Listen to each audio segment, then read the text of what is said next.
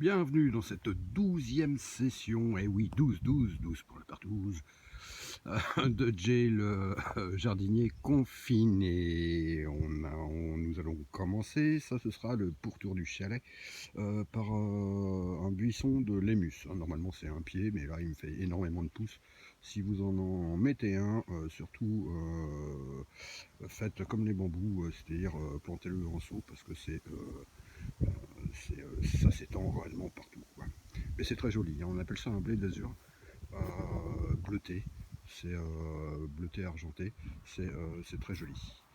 Voilà, juste à côté, un Leicesteria. Leicesteria, on appelle ça en français un arbre faisan.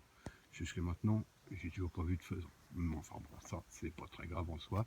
Ça va donner, comme on peut le voir là, des petites clochettes pourpres qui vont faire ces fleurs. C'est assez joli, et dont les faisans sont friands. Maintenant, j'ai été faisant des mois, je pense, hein, sur ce coup-là. Enfin bon, bref. À côté, un cornus stolonifera. Alors c'est là, on voit les bois qui sont un peu verts, mais normalement toutes les tiges sont réellement très jaunes. Le feuillage va rester vert clair, et on existe plusieurs sortes. Et puis là, on voit qu'il part en fleurs. Pour celui-ci, ce sera des fleurs blanches. J'en ai d'autres, hein, des cornus. On en a déjà vu un, je crois, dans les individuels, mais je vais vous en faire voir d'autres, mais qui seront d'une autre espèce. Juste derrière, bon, ça c'est nature morte. C'était une potentille à la base, jolie petite fleur orange. J'aime bien l'orange de temps en temps. Un Bugleia. Alors là, celui-là, c'est pas un arbre à faisan, mais c'est un arbre à papillon. Euh, c'est pareil, il en existe énormément de sortes. Celui-ci va me faire des fleurs blanches. Nous reviendrons dessus au moment de la maturité de sa floraison. Obligé de le tailler tous les ans. C'est très volubile, enfin, ça part quand même assez haut, et dans tous les sens, hein. Je l'ai quand même taillé, on voit là, il y a à peu près 2 semaines, 3 semaines, euh, à hauteur, que vous voyez des branches mortes, et il a déjà repoussé. Mais enfin bon, ça va me faire de jolies fleurs blanches. Alors, son petit copain à côté, son petit j'y vais, parce que là, il est quand même balèze pépère. C'est un Pinus autriaca, pardon. C'est un pin, hop, là mon vainqueur, hein, qui doit chercher sa balle, il sait pas où il a foutu, mais enfin bref, peu importe. C'est un pin d'Autriche, un pin noir d'Autriche. Il donne des cônes, des pommes de pin, euh, qui sont comme celle-ci. Sympa, hein, c'est une vraie pomme de pin, mais en petit. Euh, voilà. Non, je viens de le tailler parce que c'est pareil. C'est un arbre que j'ai acheté il n'y a pas si longtemps que ça. Il doit y avoir 5 ans. Il devait avoir 1 mètre, 1 mètre 50 grand maximum, et là maintenant il en fait 4, quoi. Ça pousse très rapidement, ces petites bêtes là. Alors, à côté, un buisson ardent. Un buisson ardent.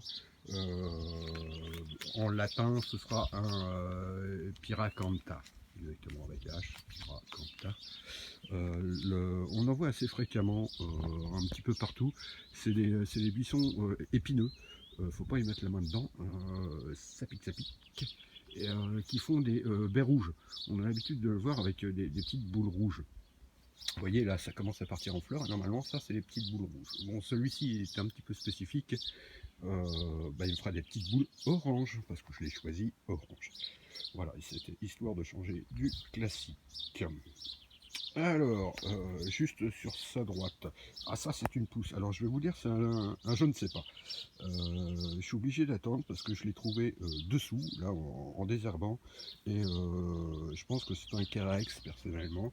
mais voilà, je l'ai planté à côté, on voit la tache brune de l'arrosage.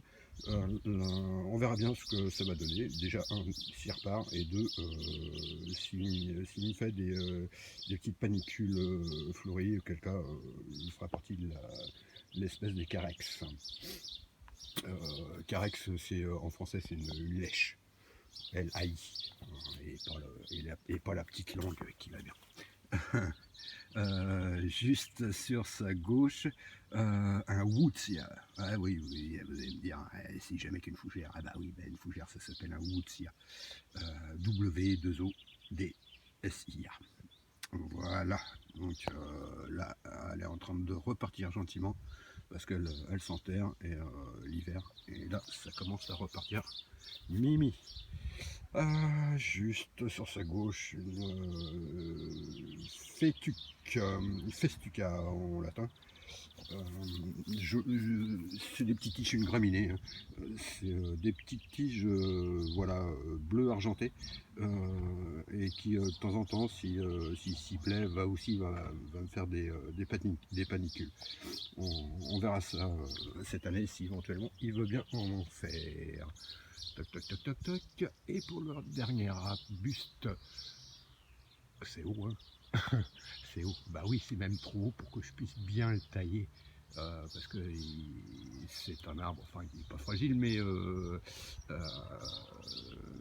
qui quand même est souple. Donc ce qui fait que je ne peux pas poser l'échelle pour réellement bien le tailler. Enfin bon, ça suffit, il est fusiforme. Déjà naturellement, enfin, de temps en temps il y a quelques branches qui se développent sur les côtés.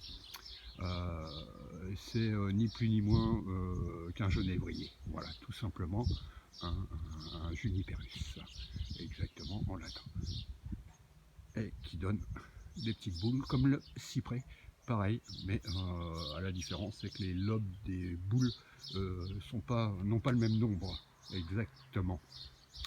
Voilà pour cette petite session qui était du chalet. La porte que vous voyez, ça fera l'objet d'une petite visite supplémentaire. C'est la porte du poulailler que j'ai fabriquée. Pour l'instant, il n'y a pas de cocotte. Ça va venir par la suite. Elles sont confinées, elles aussi. Et bien voilà, ça va se terminer donc pour cette session aujourd'hui. Et on va faire comme d'habitude, rester à couvert. Et surtout, n'oubliez pas, est-ce qu'on n'oublie pas? Même moi j'oublie maintenant. Je retiens effectivement tout ce qui m'intéresse, c'est-à-dire le nom des arbustes, des arbres et autres, mais parfois j'oublie tout le reste. C'est comme ça. Donc restez bien à couvert. Moi, la Corona, je la bois. Et sus au Covid 91. Bisous les enfants, à plus tard.